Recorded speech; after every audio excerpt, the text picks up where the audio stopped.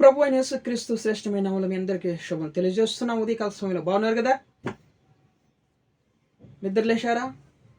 ప్రార్థన చేసుకున్నారా? మన ప్రభు నిండుకాల సమయం అంతా కూడా మనల్ని కాచి కాపాడి ఈ దినమును మనకు బహుమానంగా ఇచ్చింది కాబట్టి ఆయన పరిశుద్ధ నామానికి మహిమ కలుగును గాక. ప్రార్థన చేసి దేవుని ఘనపరచాలి మనం ప్రతిరోజు కూడా. దేవుడు మనందరి పట్ల గొప్ప కార్యాలు చేశాడు కదా. ఇంకా మనందరి కోసం ఆయన రక్తం కార్చినాడు, సిలువలో ప్రాణం పెట్టిన గొప్ప దేవుడు కాబట్టి ఇంకా మీ హృదయాలు ఇంకా దేవునికి సమర్పించుకోకుంటే ఇప్పుడే మీ హృదయాలను దేవునికి సమర్పించుకోండి, రక్షణ తీసుకోండి. పాపక్షమాపణ, నిత్యరాజ్యం, పరలోక భాగ్యం ఇవన్నీ కూడా దేవుడు మనకు అనుగ్రహిస్తాడు. దేవుడిని కనపరుద్దామా ఈరోజు? మరి ఒక నూతన దినాన్ని అనుగ్రహించినటువంటి మహోన్నతుని దేవునికి మహిమ కలుగును గాక. ఈ పరిశుద్ధ గ్రంథంలో అనేక కృపవార్తలు రాయబడినటువంటి గ్రంథంలో నుంచి దేవుడు మనకు అనుగ్రహించే వాగ్దానం సంఖ్యాకాండంలో నుంచి 14వ అధ్యాయము 8వ వచనం. యెహోవా మన యందు ఆనందించిన ఎడల ఆ దేశములో మనలను చేర్చి దానిని మనకిచ్చును, అది పాలు తేనెలు ప్రవహించే దేశము. Praise the lord. దేవుని నామానికి మహిమ కలుగును గాక. చూడండి, దేవుడు మన యందు ఆనందించిన ఎడల అంటే దేవుడు మనల్ని చూసి సంతోషపడాలి.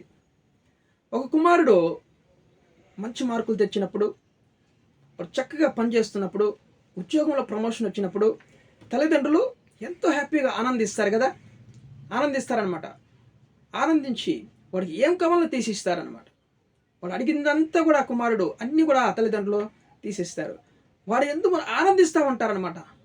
ఆనందించినప్పుడు మనకు కావాల్సిన అన్నీ కూడా మనం ఇది చేయాలి, వాడికి ఇల్లు తీసేయాలి, మంచి వివాహం చేయాలి, వాడికి బైక్ తీసేయాలి, ఇలాగ ఆలోచన చేసుకుంటా ఉంటారు తల్లిదండ్రులు కదా. కరెక్ట్ కాదండి? అలాగా ప్రభువు మన ఆత్మీయ జీవితంలో మన యందు ఆనందించిన ఎడల దేవుడు చూడండి ఆ దేశమును మనకి ఆ దేశంలో మనకిచ్చును అన్నాడు దేవుడు. ఆ దేశంలో చేర్చినాడు. ఏ దేశం అది? పాలు తేనెలు ప్రవహించే దేశం అంట. ఆ దేశము పాలు తేనెలు అక్కడ ఆ దేశంలో ప్రవహిస్తాయంట.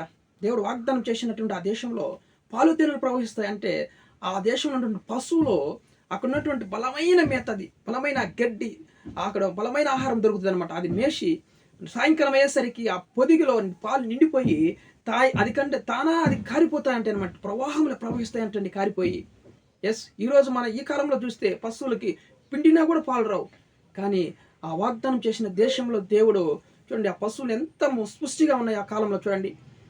అలాగనే తేనెటీగలు, ఆ ఫ్లవర్స్, ఆ మగ్గులు ఆ కొండ ప్రాంతాల్లో, అడవి ప్రాంతాల్లో తిని బలంగా పుష్టికరంగా ఉంటాయి అనమాట. శ్రేష్టమైనటువంటి ఆ తేనెను ఆ తేనె తుట్టి కడతాయి కదా ఈగులు, దాంట్లో విసర్జించినప్పుడు ఆ తేనెంతా కూడా నిండిపోయి ఆ తుట్లో నుంచి కారి పారుతుందంటండి. ఆ ప్రదేశంలో పాలు తేనెలు ప్రవహించేటువంటి దేశం అది.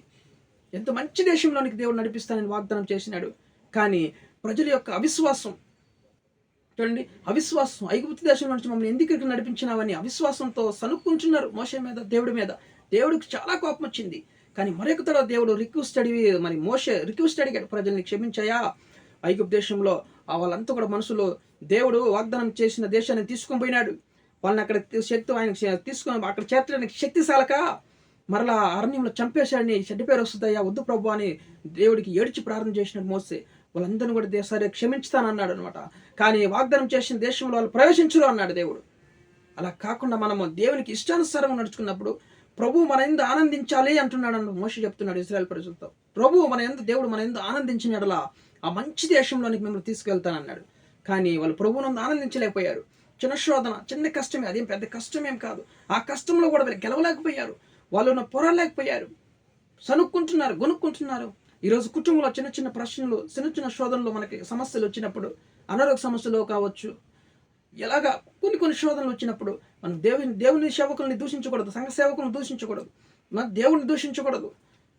కానీ ఆ సమస్యలు వచ్చినప్పుడు మనం దేవునికి దగ్గరకు వెళ్ళి మొరపెట్టినప్పుడు దేవుడు ఆ సమస్యలను విడిపించి ఆ దేవునికి మనము చూడండి, నా ప్రభువా నీకు స్తోత్రం అయ్యా, ఈ సమస్యలు ఈ కష్టములు వచ్చినందుకు స్తోత్రం, నాకు శక్తి తెచ్చే ప్రభు అని ఆయనకి ఇష్టానుసారమైన ప్రారంభం చేసి, ఆయనకి ఇష్టానుసారంగా బైబిల్ చదివి, ఆయనకి ఇష్టానుసారంగా ప్రారంభం చేసి, కుటుంబ సమేతము కొరకు ప్రారంభం చేసి దేవుని సన్నిధిలో మనం ఆనందించాలి. దేవుని యందు మనం ఆనందించినప్పుడు ప్రభువు మన యొక్క సంతోషాన్ని చూసి ఆయన ఆనందిస్తాడు. గొనుక్కుంటా దేవుని నమ్మినందుకు మాకు ఇన్ని శోధనలు, కష్టాలు అంటూ గొనుక్కుంటా ఉంటే దేవుడు మన యందు ఎలాగ ఆనందిస్తాడండి? ఆనందించలేడు. కాబట్టి ఆయన మన యందు ఆనందించిన ఎడల ఆయన వాగ్దానం చేసిన దేశంలోనికి చేర్చి మనల్ని అక్కడ సంతోషంగా పెడతానన్నాడు. పాలు తేనెలు ప్రవహించడానికి దేశంలోనికి మనం నడిపిస్తానన్నాడు దేవుడు. ఈరోజు ప్రభువునందు ఆనందిస్తావా? ఆయన క్రియలు చూడండి, నీ మాటలో, నీ నడకలో, నీ పడకలో, నీ చూపులో అన్నీ కూడా దేవునికి ఇష్టానుసారంగా ఉండాలి. నేను చూసి ప్రభు ఆనందించాలన్నమాట. చూడండి, మనం చూసి దేవుడు ఆనందించాలంట. నా కుమారుడు నేను చెప్పినట్టు ఆజ్ఞల ప్రకారం నడుచుకుంటున్నాడు, నా కట్టడలు అనుసరించి నడుచుకుంటున్నాడని దేవుడు చూసి ఆనందించి మన పట్ల దేవుడు గొప్ప కార్యాలు చేయాలన్నమాట ఈరోజు. పాలు తేనె ప్రవహించేదని దేశంలోనికి ఈరోజు నిన్ను నడిపిస్తానంటున్నాడు దేవుడు.